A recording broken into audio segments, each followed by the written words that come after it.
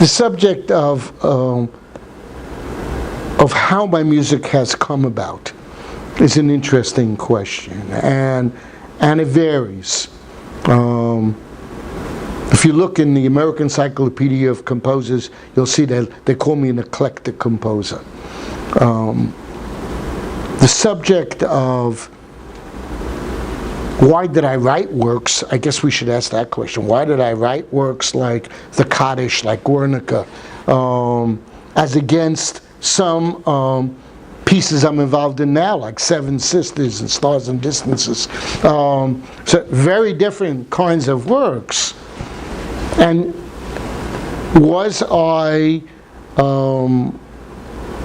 influenced by situations in my life? Yes. Yes. Not always. Sometimes I'd write a work because someone was paying me to write a work. I need more of those folks. But a lot of my music was written because of a situation. My parents' death. Probably a work, the classical work of mine that's received more performances than anything else is my Kaddish cello concerto. It's had over 130 performances around the world. And how did I write that work? Well, I came from a strong family. My father was important in my life. He was the old school, came from Moldova. It's called Moldova now. It was a Romanian-Russian border in between. For a while it was called Bessarabia. That area. I've been back there, it's another story. But when my father was 86, now I come from a family where we lived well into our 90s. And my father was in such good shape that they asked him if they could do bypass surgery on him. And 86, you don't do triple bypass surgery on someone. But he was the Rock of Gibraltar, the strongest man I ever met. And he went to the hospital, and I'll never forget, we drove him there, and he went in, and I saw him the night before he died, and I had given him a chai. It's a Jewish symbol for meaning to life. And I had given it to him a couple of months before he had wanted one. And he said, "Fred, hold this to me till after the operation." Isn't that, symbolically, it was really important to me. And I remember taking it home. And the next morning we went back.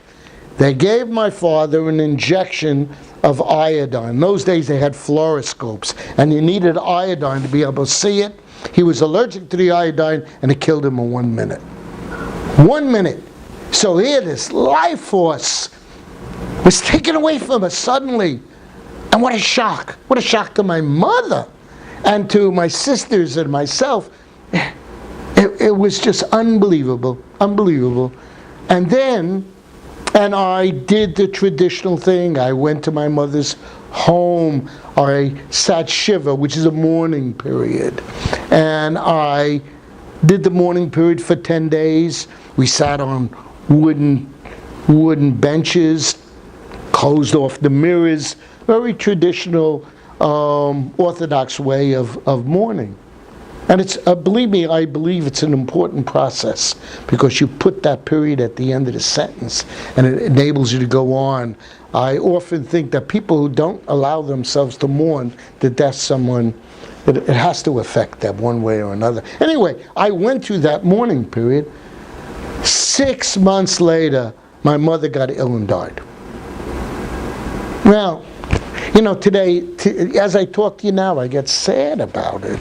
This was devastating to me. And we went to the funeral, we came back to the house again.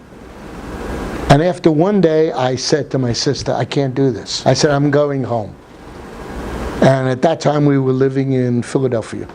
And I went back to my house. I was the dean of the Philadelphia College of Performing Arts at that time. Took a leave of absence for 2 weeks.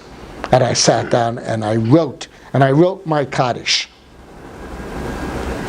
My sister was so angry with me for having not what I was doing, but the fact that I didn't stay there to go through that morning, but she didn't speak to me for a year. 1 year later, I had a performance of Kaddish in Lincoln Center. Yehuda Hanani was conducting it. Yaakov Bergman was the conductor of the orchestra, called the Heritage Orchestra. Wonderful orchestra, doing it in Lincoln Center. And my wife called my sister and said, Irene, you really have to come. She came and she just broke down crying. I'll never forget it. On the stage, she just came up and fell down on the floor, cried. It's just hard for me to talk about it. But that piece had a life of its own.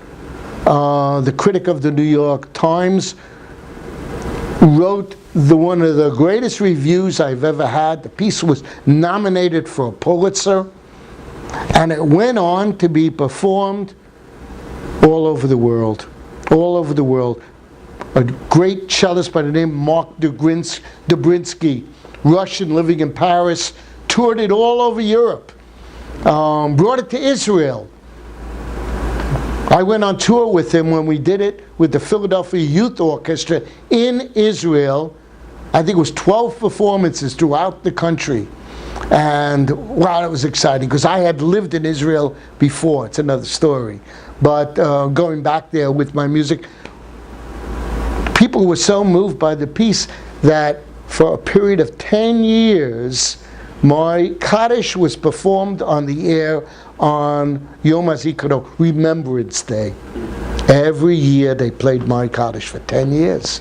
So the piece just was performed everywhere, throughout Europe, throughout South America, the Caribbean.